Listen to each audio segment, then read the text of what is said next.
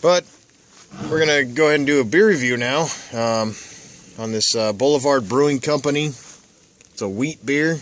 It's based out of Kansas City. Alcohol was, what'd you say it was? 4.4, 4.4, yeah. Yeah, that sounds about what you said. So, looks like they were formed in 1989. Yeah. So. Yeah, it's been around for a while. 89 was, you know, right at the beginning of that craft beer revolution in the late 80s. Started with, well, it didn't start with, but a lot of the Pac Northwest breweries. Grant's was one of the first ones. Coeur d'Alene Brewing Company.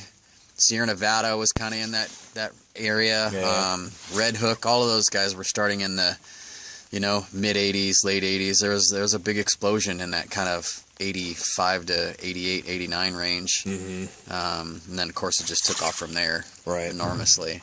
That's pretty cool. So this wheat beer here, it's an American-style wheat beer. They're using an English ale yeast for it, which is kind of interesting. So it's not traditional German, no German ale yeast or no German lager yeast or anything like that.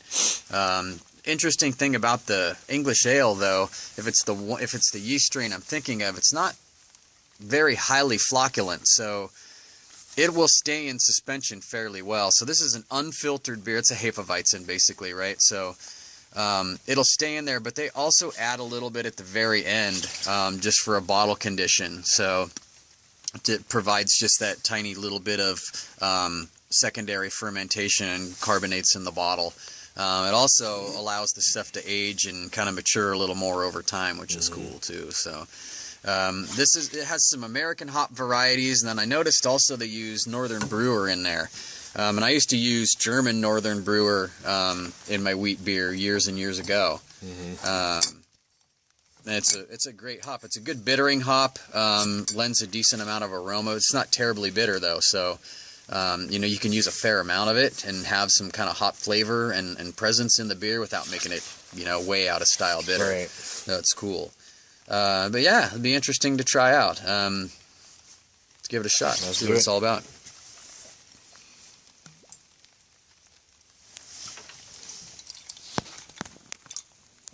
Oh.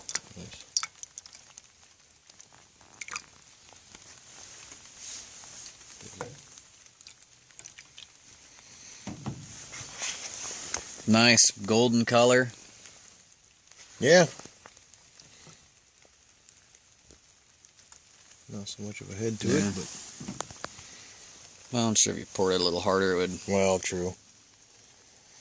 Right. Has pale malt, malted wheat, and raw wheat for the grain bill. Mm-hmm.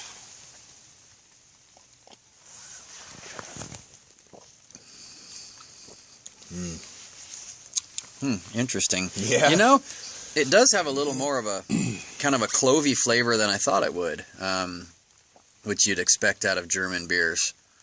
But that English ale yeast, I'm kind of surprised by that. Unless maybe that's what they kind of spike it with for that, you know, for the bottle conditioning. I'm not sure. Pretty sharp carbonation too. It's good. Yeah. Real well balanced, super smooth. Mm-hmm. But it's richer than just a two-row pale Right. ale. Yeah. You know, you get a little more of that wheat adds a little more to it, more body. Good flavor too. Like,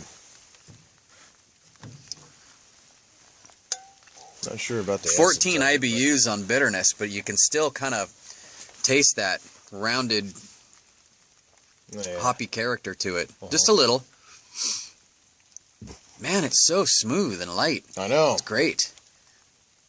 Like fucking bite your tongue right at first, and then it's easy going after that. Yeah. It'd be a killer food beer. Mm-hmm. Oh yeah. Go with some like fucking pork chops and shit. Maybe. This would be, I mean, this would be good with a lot of the same things we were talking about that Kona IPA. Like if you had some seafood, some grilled shrimp and stuff, this wheat beer would be really good with it. This would also be killer with salads and stuff, right? So if you had a smoked salmon Caesar or just even a plain chicken one. Absolutely.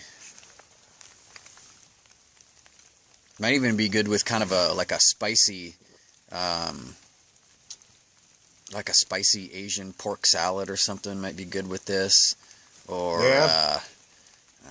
they'd probably complement something like Thai food and shit too. Yeah, probably. Yeah, it would. Yeah, this is all right. I like this. I like the color too. Yeah, beautiful golden color. Yep. Little bit cloudy, little tiny bit cloudy. It's like my drunk piss. Not too much yeast in the bottom. I think I got more yeast than you. I can see it kind of swirling up in there. He's got a piece of a tree in mind, but whatever. Yeah, when you're out in the woods checking out beers, that's yeah, part of the territory. Oh yeah. But fuck yeah, good stuff here. Thumbs up for me. Absolutely. So, yeah, Boulevard, really good. Kansas City, I've never had it before. Nice stuff. I thought it was from California at first, totally wrong. I don't know what other beers are made in Kansas City. But I'd definitely be interested in kind of branching out a little more across the country. It seems like a lot of the stuff comes a little bit like upper Midwest. Yeah. And then West Coast just dominates, you know, the craft beer so much. The East Coast nice got a big scene too with it too. They've definitely been growing the last 15 years for sure. I mean, I remember, you know, in the early 90s, before it had really swept over all other parts of the country, Baltimore was kind of a leader in that. There were some breweries in New York, and but I mean, I digress on this. This is great stuff, and it's cool to have something from kind of a little farther out that we've never tried before too. Yeah, kind of Midwest type of situation. And for an American wheat beer, it's fantastic. I mean, I'd take this over a Widmer any day. You know, this is really nice stuff. We also have a German wheat beer we'll be doing later on, and it'll be interesting to see the two of these side by side and how they compare. Yeah. Because they're going to be probably really quite different with that yeast. Anyway. Yeah. Well, if any of you guys know anything else from Kansas City, we'd be willing to try that too. So, I mean, order that shit online. But here's to that. Absolutely. Beer in the woods.